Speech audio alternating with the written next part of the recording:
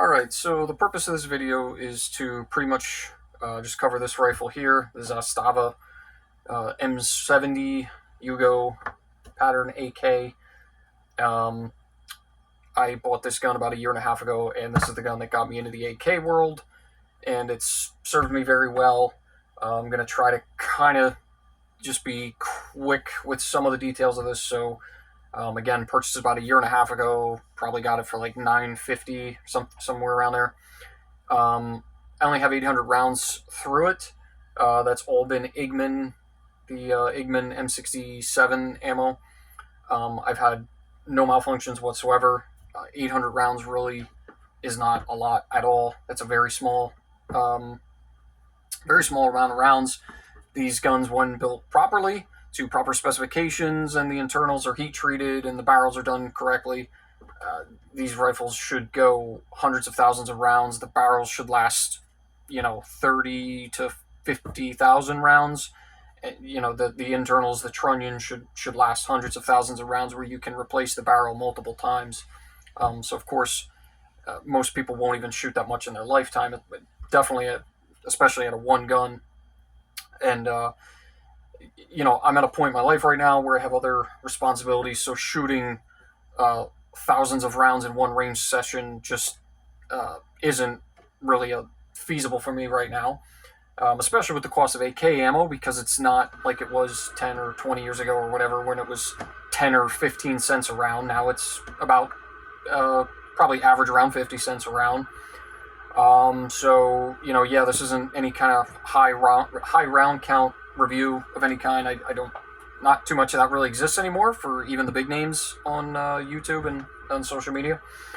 So again, 800 rounds. I had zero issues with the gun. It has functioned flawlessly. I only cleaned it one time. When I bought it, I ran a patch down the barrel just to make sure the barrel was clear, which I do with all my guns, and greased it and whatever, and I've shot it in a couple range sessions, and I've used these are the, and I guess before we go any further, a lot of people get bent out of shape about this or whatever, so let's do this whole stupid thing. So, magazine's out, there's no round in the chamber at all, and trigger, okay, gun's clear, we're all safe, everybody's okay. So this is a Bulgarian polymer magazine, with the steel reinforced locking lugs on the front and the rear, and the steel reinforced feed lips. These magazines are great. I've purchased quite a few of these. I've used various different ones. They all work the same and they all work perfectly. I've used, I think, 6 other magazines through this gun. The one that came with it, this Zastava American-made metal magazine with the bolt hold open, works perfectly with that. A couple of the US Paul magazines, works great with all of them. Bottom line, no issues with any magazines at all. Every magazine I've put in it, it's fed perfectly, functioned perfectly. The mags all lock up really nice, good fit. So no issues there. Aside from that, of course, obviously the only thing I've really done to this is put this stupid cheap sling on that was like $10. And I put this grip tape on here because I spent a couple range sessions this past summer, and my hands kept getting sweaty. I wasn't wearing gloves, and I was just having a problem, so I had some of this stuff with me, so I just threw some of this on there. That's pretty much the way you see it right now is the way I kind of got it for the most part out of the box. Furniture is beautiful, though of course there's some marks on it now from me, wear and tear, and rivets and everything like that, which this is really just kind of we're going to get into fine details here about aesthetics and everything like that, and that's really just a Western thing. These guns were just really, they're tools.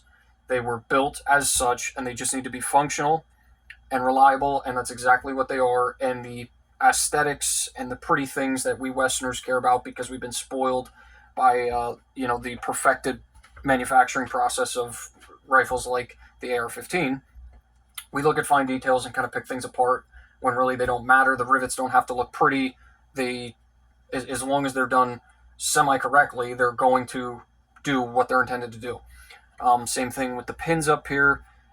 With all that being said, pins and everything like that, it all looks great. There's really nothing to look at here. The pins are nice. They're flush.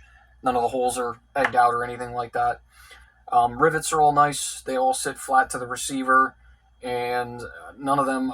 They all look like pretty much identical to each other. There's not one that really stands out from the other ones. They all look like they're crushed the perfect amount. They're not crushed too much. They're not crushed not enough. None of them look crooked at all. You really can't even see any tool marks on the rivets.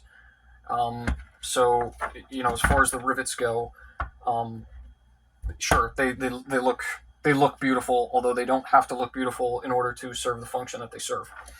And the rivets too on the trigger guard, of course, they're nice and flat, and the trigger guard and the selector stop is nice and flat as well.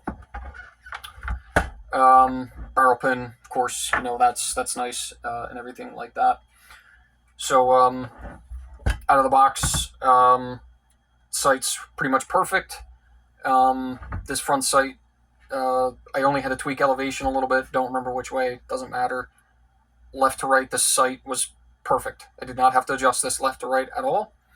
And of course, this is again kind of a Western thing where we really want these front sights to be perfectly centered, and also then be zeroed at center, because once you start pushing them left to right, it starts looking ugly.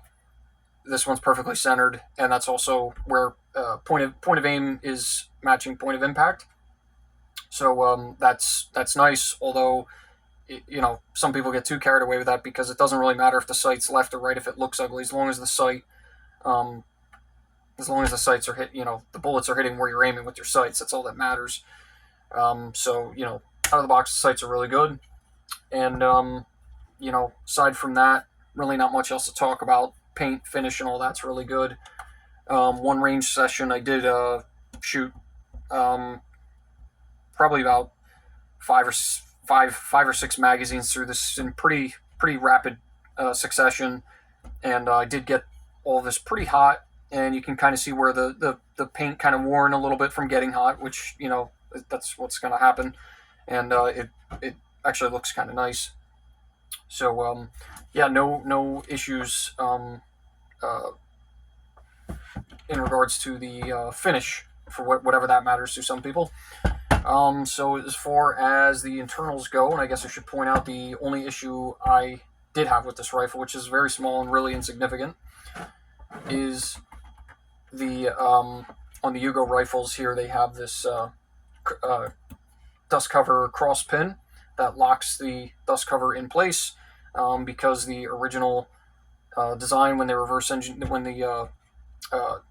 Yugoslavians reverse engineered the AK, the AKM, they went with a bulge trunnion, 1.5 millimeter thick receiver,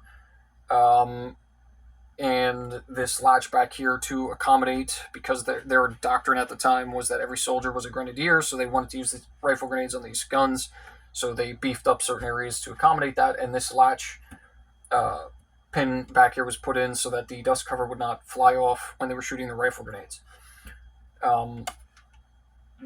At the end of one of my range sessions, I went to take the dust cover off, and I noticed that the nut on the backside was gone. So I tried looking for it, but it was hopeless because it's on, it was at the range. So I looked down around briefly, didn't see it, and contacted Zastava warranty and had to take some pictures. Had a very pleasant experience there, and they sent me out a new one, no problems at all.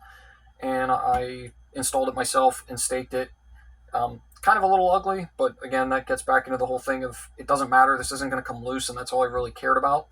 You also don't need this, because if you take that out, it'll just function like a regular AKM dust cover where you just push the recoil spring tab in here and the dust cover will come off.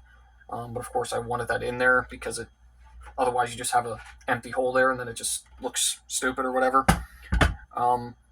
So yeah, let's get into the internals here. This is clean. It's been sitting for about a month or two. It's kind of taken a back seat now as I'm getting more into parts kits, AKs, and whatnot. But this is clean. I've cleaned it since the last time I shot it. It's just been sitting. So, okay, I forgot to push that in there. Take that out. bolt carrier. You know, sure, I guess you can look at this and there's, you know, nothing, everything looks good. No rough edges or whatever. Not going to get too critical of that, really. Head spacing wise, again, 800 rounds, nothing dramatic at all. But I do have, let's see here, what is this? Is this a go gauge? This is a go gauge. So let's drop, actually, no, I want to do it this way. So we're going to drop the go gauge. We're going to put that in our bolt. And I'm going to drop that in there.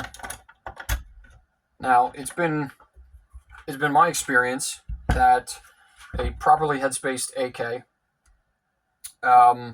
which I'm going to bring the camera over to show this. It's been my experience that a properly head-spaced AK, with the go gauge in there, you will start to, when you start rotating this, right towards the end before it starts touching the right side of the trunnion here, you'll start feeling a little bit of tension right about there. So from here and there, it's effortless. There is no resistance at all. And then I'm just going to give it this last little bit here. So right there is starting to feel some resistance. And I'm just a little bit more effort. I'm pushing, and now it's just touching the right side of the trunnion. And it has been my experience that is the perfect headspace. It's worked out well for me on parts kits that I've put together. Again, take my opinion with a grain of salt here because I'm still just learning too. But that's at least been my experience. So again, right there, a little bit of resistance, a little bit, and then it's touching. So that's perfect, especially considering that this rifle has at least had a few hundred rounds through. Because the problem in the AK market right now is there are AKs out there that after a couple hundred rounds, this is not the case here. They will eat up a no-go gauge, and at that point, that's not even safe to fire. I guess we'll get into that another time. But you know, as far as this rifle goes, I mean, this is perfect. And let's take the bolt back out here.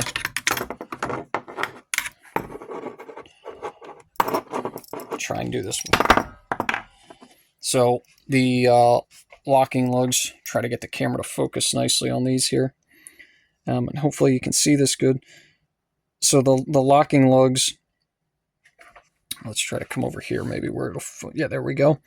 So the locking lugs, there's no, I haven't seen any abnormal wear. Again, I'm still just learning myself with a lot of this stuff. But this, bottom line is I thoroughly inspected this gun when I bought it, and there's nothing that looks any different from when I first got it. I mean, there's no metal movement, there's no mushrooming on any of this, on any of these locking lugs.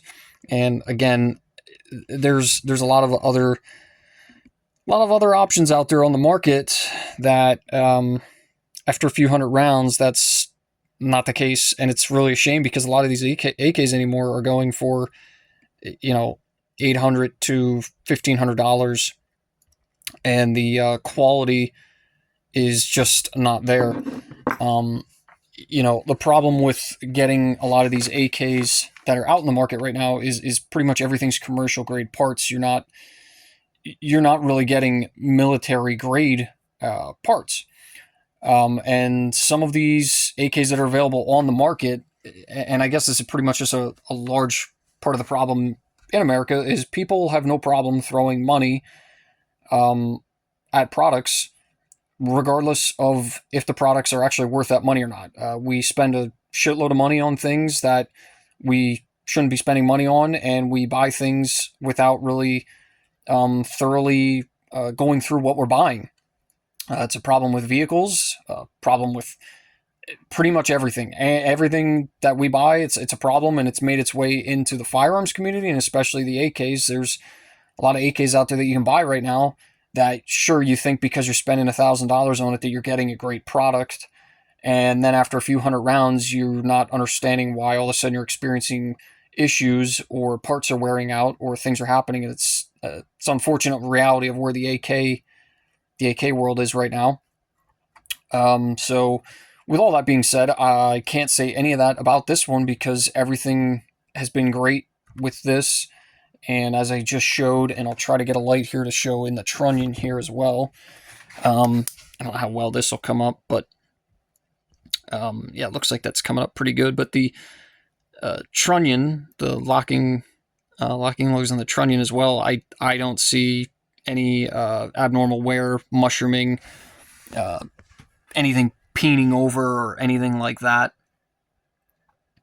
That one's a little tricky to get a good picture of, but you can kind of see it pretty good in there. And once again, I've seen a lot of pictures and videos floating around on the forums and everything of other AKs that I won't discuss right now, of that just simply not being the case. And that's what it all comes down to. If your AK can't maintain proper headspace, that's what these rifles depend on. That's what they live by, is headspace. So if the rivets aren't done properly, that swell neck rivets aren't being installed where swell neck rivets need to be installed, or if the heat treatment of your trunnion's not done properly, or the heat treatment of your bolt's not done properly, and you start losing headspace, well, now that's what it all comes down to. If it can't maintain headspace, well, then it does you no good anyway. So I guess just unfortunately you got to be really careful with what AKs you're buying these days. And this one has done me excellent, and I know that these are, last I checked, which was a week ago, the Serbian government still had the export ban on all of their firearms because of whatever the story going around was, that I guess the whole Russia-Ukraine war, there was some I guess Serbian guns that were found on a battlefield or something of that manner.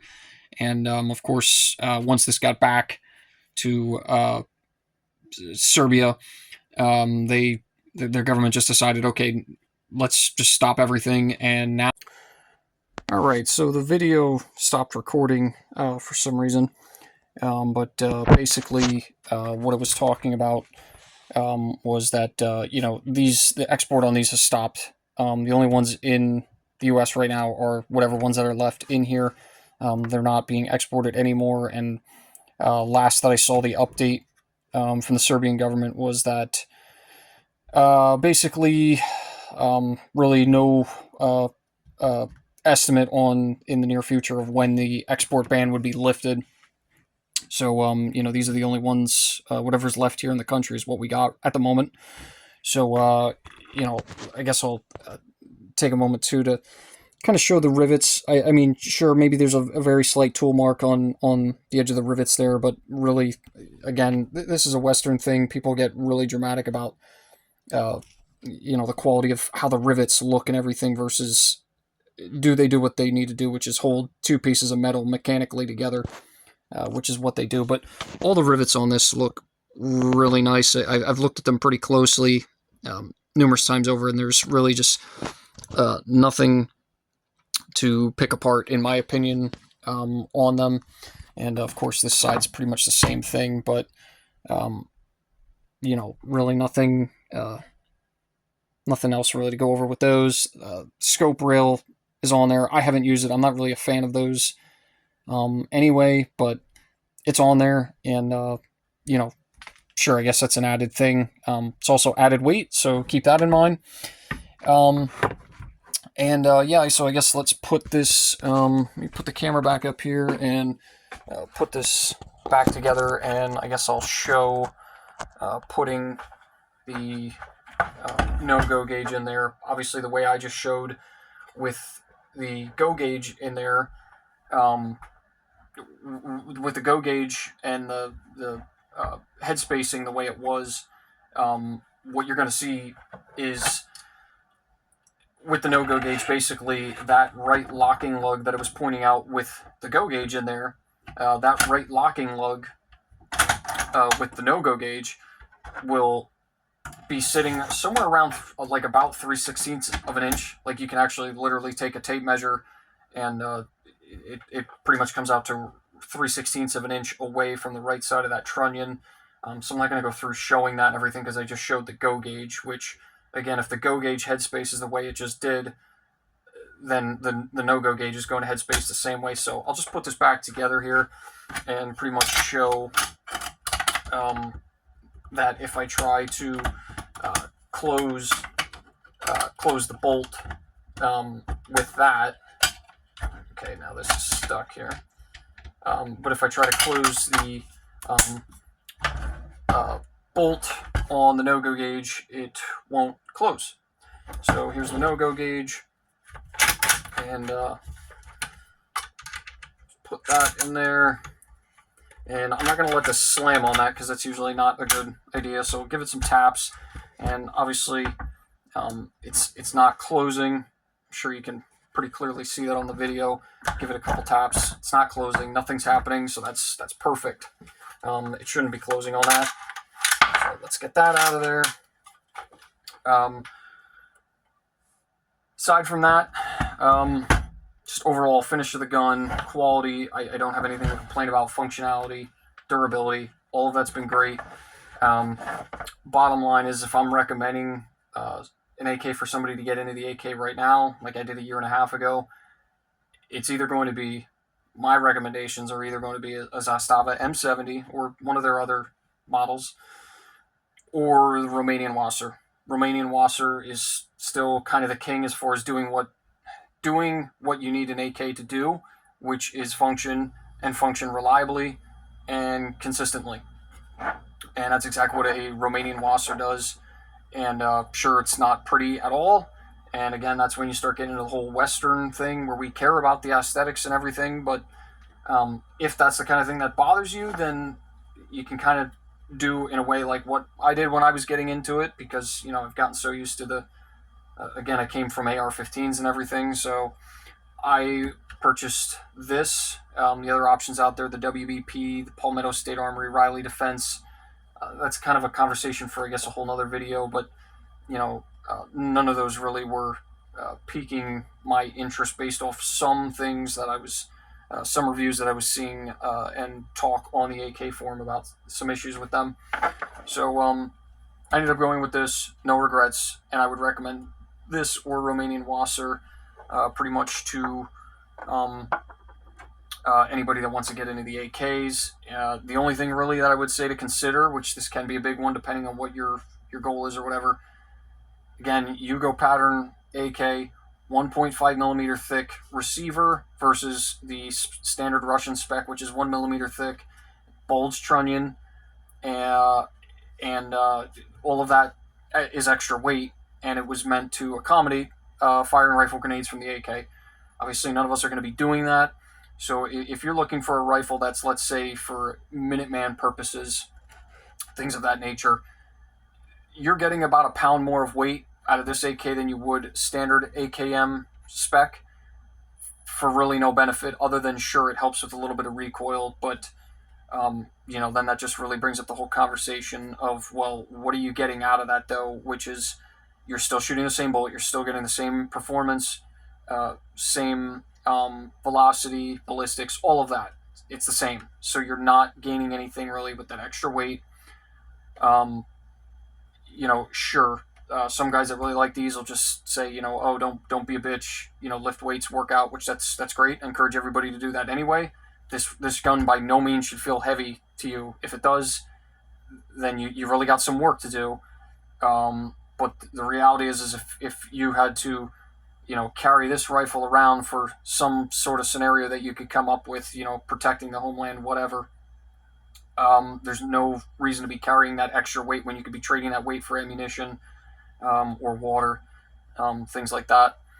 But that's all for you, the individual, to decide on what your purpose and needs are of the rifle.